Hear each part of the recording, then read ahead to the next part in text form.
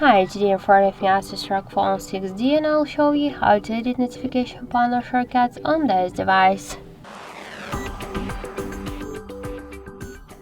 So open first the control panel, and if you wanna add here some options or remove some of them or just to change their positions, click here to edit button, scroll down and you'll see here all of the available options which you could add to your panel. For example, the internet one, hold and drag this icon. And by the same way, you could add all of these options if you want to remove some of them from here. By the same way, hold the icon and drag it to this down section.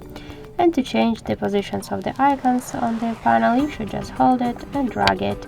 To save the changes, click to go back, and that's it.